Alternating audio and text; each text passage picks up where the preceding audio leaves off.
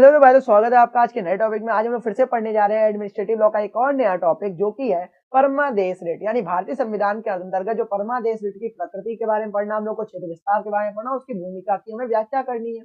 क्या जो परमादेश रिट है वो भारतीय प्रशासन में सुशासन को प्रोत्साहित करती है, मतलब एक अच्छे शासन को प्रोत्साहित करती है, उसकी हमें विवेचना करनी है। बहुत ज्यादा इंपॉर्टेंट टॉपिक है एडमिनिस्ट्रेटिव लॉ का, बहुत बार रिपीट हुआ है ये टॉपिक, तो आप ये पढ़ के जाना, परमादेश रिट ये आ भी सकता है। ठीक है, इस बार तो भारतीय संविधान के अंतर्गत जो परमादेश रिट होती है, यानी मैंडमस जिसे कहते हैं, एक महत्वपूर्ण न्यायिक साधन है। क्या है?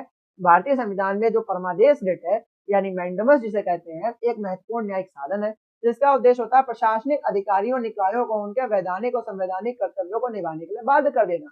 जिसका परमादेश रिट का ये उद्देश्य होता है कि जो भी प्रशासनिक अधिकारी हैं या जो भी संगठन है या जो भी निकाय है, जो भी क्षेत्र है, उनको उनके वैधानिक कार्यों के द्वारा और संवैधानिक कर्तव्य है उनको निभाने के लिए, उनको करने के लिए, वो अपने काम करें, उसके लिए बाध्य करती है। कौन? परमादेश रिट, मैंडमस भी कहते हैं। ठीक है, यह रिट भारतीय प्रशासन में सुशासन सुनिश्चित करने का एक सशक्त माध्यम भी है।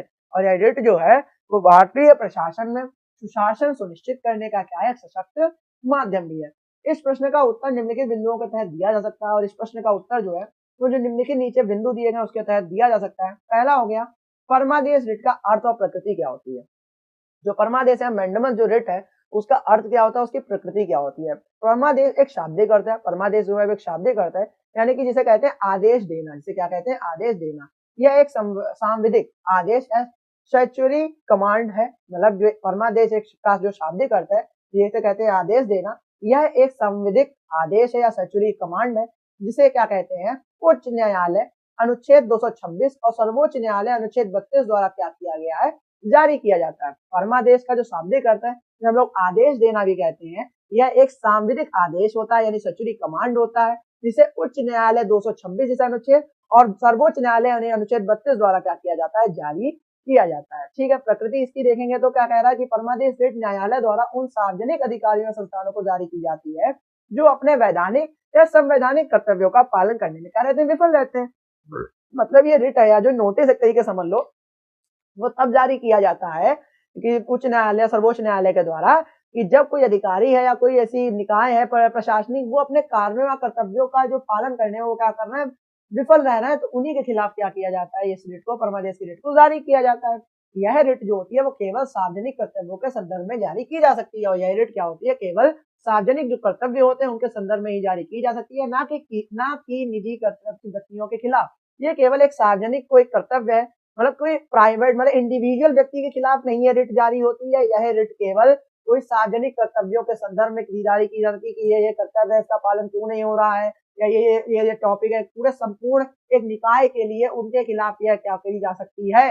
एक संदर्भ में जारी की जा सकती है यह रिट, सार्वजनिक कर्तव्यों के संदर्भ में। ठीक है, इस रिट का उद्देश्य न्याय सुनिश्चित करना और नागरिकों के अधिकारों की रक्षा करना है। और इस रिट का सबसे प्रमुख उद्देश्य यह है कि न्याय सुनिश्चित करें और नागरिकों के अधिकारों की रक्षा करें। ठीक है, आगे चलते हैं। तो आगे कह रहा कि परमादेश रिट का क्षेत्र विस्तार कितना है, उसका कितना एरिया ब्रॉड है, कितना तक फैला हुआ है इसका एरिया। परमादेश रिट का क्षेत्र व्यापक है, बहुत ज्यादा फैला हुआ है। इसे निम्नलिखित परिस्थितियों के द्वारा जारी भी किया जा सकता है, जिसे नीचे दी गई परिस्थितियां हैं उनके हिसाब से उसे जारी भी किया जा सकता है परमादेश रिट को। जैसे सार्वजनिक अधिकारी के खिलाफ किया जा सकता है, कोई सार्वजनिक अधिकारी है उसके खिलाफ इस रिट को जारी किया जा सकता है। जैसे यदि कोई अधिकारी अपने वैधानिक दायित्वों का पालन नहीं करता है, यदि कोई ऐसा अधिकारी है वो अपने दायित्वों का पालन नहीं करता है, तो यह रिट उसे कार्य करने के लिए बाध्य करती है। तो यह रिट क्या करती है? उसे कार्य करने के लिए बाध्य करती है। उदाहरण के रूप में देखें, किसी अधिकारी द्वारा पेंशन, वेतन या किसी सेवा का लाभ प्रदान करने में असफलता है। यदि किसी अधिकारी द्वारा जो पेंशन हो गई, वेतन हो गया, किसी सेवा को लाभ प्रदान करने में असफलता होती है। दूसरा देखते हैं तो सरकारी संस्थान के खिलाफ, यदि कोई सरकारी संस्था अपने कार्यों में लापरवाही करती है, यदि कोई ऐसी सरकारी संस्था है वो अपने कार्यों में क्या करती है? लापरवाही करती है, अपने कर्तव्यों का पालन नहीं करती है, तो ये क्या कहलाती है? तो ये क्या कहलाती है? तो अपने कर्तव्यों का पालन नहीं करती है। यदि कोई सरकारी संस्था अपने कार्यों में लापरवाही करती है या अपने कर्तव्यों का पालन नहीं करती, तो उसके खिलाफ मैंडमस रिट जारी की जा सकती है, परमादेश रिट जारी की जा सकती है। उदाहरण के रूप में देखें तो नगर पालिका द्वारा सार्वजनिक सेवाएं प्रदान न करना, जैसे कोई नगर पालिका है उसके द्वारा सार्वजनिक सेवाएं प्रदान नहीं की जा रही है, तो उसके खिलाफ क्या हो सकती है? नगर पालिका के लिए मैंडमस रिट या परमादेश रिट को जारी किया जा सकता है। एक तरीके से पूरे निकाय के लिए रिट जारी की जाती है। पूरे संगठन के नगर पालिका खिलाफ रिट कर देंगे। ये नहीं कि वो लड़का आता था, वो कूड़ा नहीं मेरे यहाँ से उठा के गया, उसके खिलाफ करो रिट जारी, ऐसा नहीं होता है। ठीक है, आगे चलते हैं। तो बोल रहा है कि न्यायिक और अर्ध न्यायिक निकाय क्या होता है। यह रिट न्यायिक और अर्ध न्यायिक निकायों पर भी लागू होती है। यह रिट क्या होती है, जो न्यायिक बोले और जो अर्ध न्यायिक निकाय होते हैं उन पर भी लागू होती है, यदि वे अपने अधिकारियों का दुरुपयोग करते हैं या अपने कर्तव्यों का पालन करने में सफल रहते हैं। यदि वो अपने कार्यों का, अपनी शक्तियों का, अपने अधिकारियों का दुरुपयोग कर रहे हैं, कोई काम नहीं करने दे रहे हैं या कुछ भी दिक्कतें दे रहे हैं, तो उनके खिलाफ ये रिट जारी की जा सकती है। इसलिए इसे न्यायिक और अर्ध न्यायिक दोनों के निकायों पर भी ये लागू हो सकती है।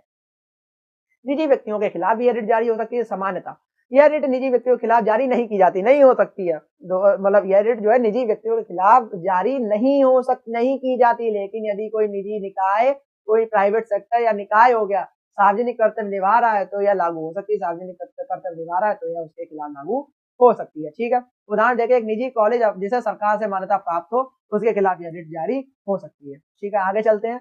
तो भूमिका भारतीय प्रशासन में परमादेश रिट की उपयोगिता क्या है। मतलब भारतीय प्रशासन में परमादेश रिट की क्या उपयोगिता है, क्या इसका यूजनेस है, यूजनेस उसकी क्या है। तो परमादेश रिट भारतीय प्रशासन में सुशासन और पारदर्शिता सुनिश्चित करने में निम्नलिखित प्रकार से योगदान करती है।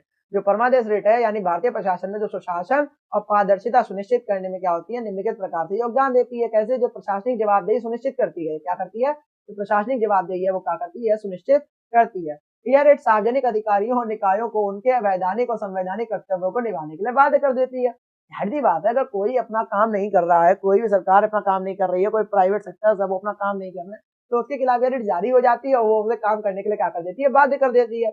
यह सुनिश्चित करती है कि सरकारी कार्यों में निष्पक्षता और पारदर्शिता बनी रहे, ट्रांसपेरेंसी बनी रहे और एक पक्ष में कभी भी कोई काम ना हो। कोई ज्यादा वीआईपी है, वीआईपी 10 को खत्म करती है कि हाँ भैया ये मंत्री के बेटे हैं, ये इसके बेटे हैं या उसके बेटे हैं और ये काम आप करें और ये इनके लिए ही होगा। नहीं, ऐसा नहीं होता है। ठीक है, नागरिकों के अधिकारों की रक्षा को देखें तो यदि नागरिकों के अधिकारों का हनन होता है, यदि नागरिक हैं उनके अधिकारों का हनन होता है, तो यह रिट का एक महत्वपूर्ण साधन है। तो यह रिट का एक महत्वपूर्ण साधन है जो नागरिकों को न्याय दिलाने में सहायता करती है। तो यह रिट क्या है, एक सबसे ज्यादा महत्वपूर्ण साधन के रूप में यूज होती है, जो नागरिकों को क्या करती है, न्याय दिलाने में या मतलब की जस्टिस दिलाने में क्या करती है, सहायता प्रदान करती है।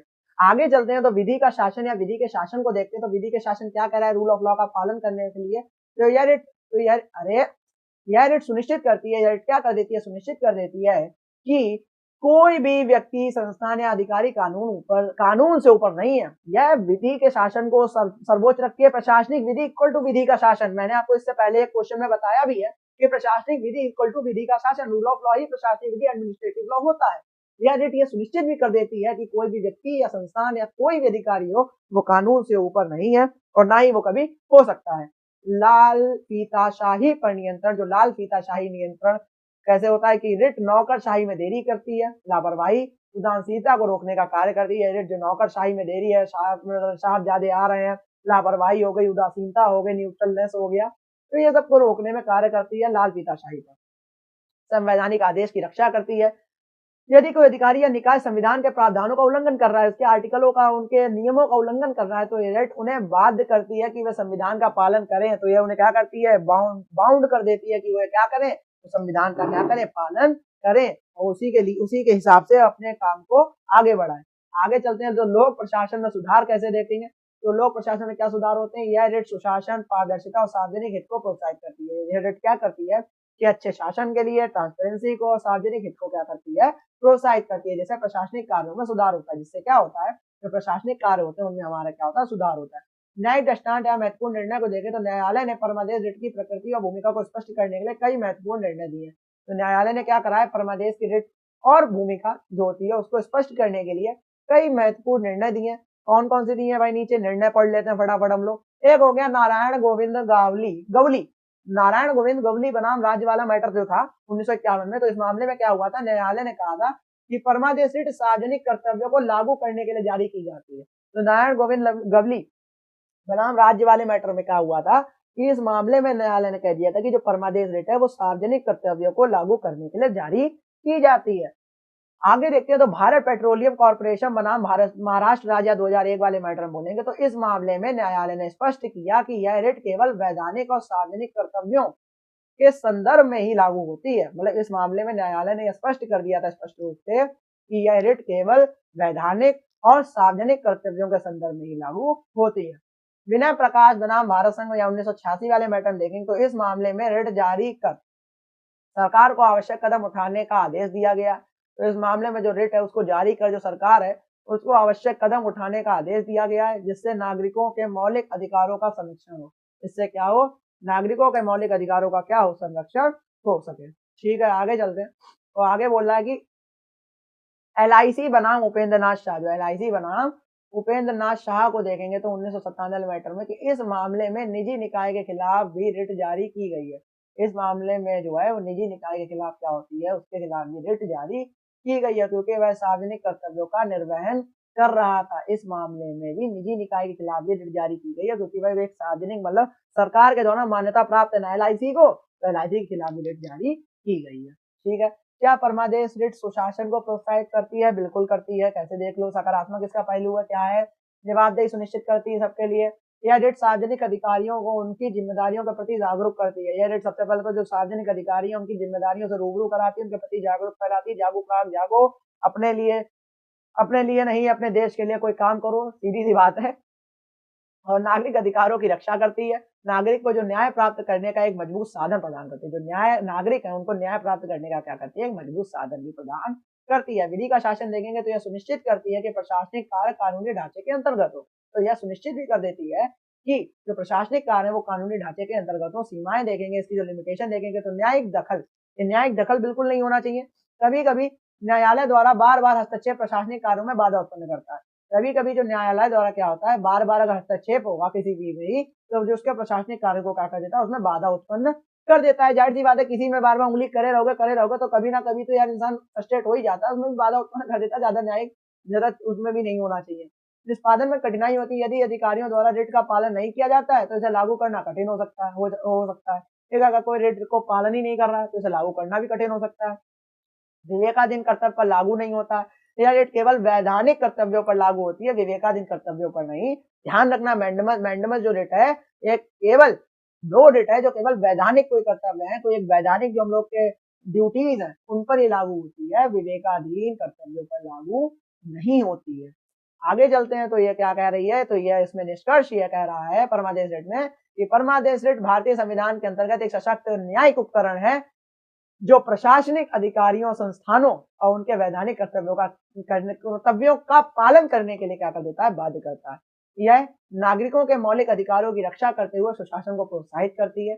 और यह क्या करती है, नागरिकों के जो मौलिक अधिकारों की रक्षा करते हुए सुशासन को प्रोत्साहित करती है। हालांकि इसकी प्रभावशीलता प्रशासनिक अधिकारियों और न्यायालयों के बीच संतुलन पर भी निर्भर करती है। हालांकि जो इसकी प्रभावशीलता होती है, इफेक्टनेस होती है, वो प्रशासनिक अधिकारियों और न्यायालयों के बीच संतुलन पर भी निर्भर करती है। इस प्रकार यह रिट न केवल प्रशासनिक पारदर्शिता और उत्तरदायित्व को बढ़ावा देती है, बल्कि नागरिकों को न्याय दिलाने में भी क्या करती है, महत्वपूर्ण भूमिका निभाती है। तो ये हम लोग का टॉपिक था परमादेश रिट के बारे में। मेरे हिसाब से आपको समझ में आ गया होगा। मैंने बहुत इजी वे में लिखवाया भी है। मतलब इसका मैंने लगभग आप जितना भी मेरा कंटेंट देखोगे अभी तक, तो सबसे ज्यादा इजीएस्ट वे में मैं टाइप करवाता हूँ, जिससे आपको बहुत अच्छे से समझ में आए। आपको फ्रेम करने में मतलब दिमाग में पैटर्न बन जाए कि मुझे ये फ्रेम करना है, ये फ्रेम करना है, ये फ्रेम करना है, मेरा बूम, मेरा आंसर हो गया।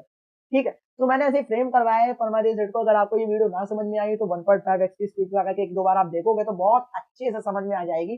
कोई दिक्कत वाली बात नहीं है। ऐसे वीडियोस आते रहेंगे फटाफट। तब तक ले जाए, जय भारत।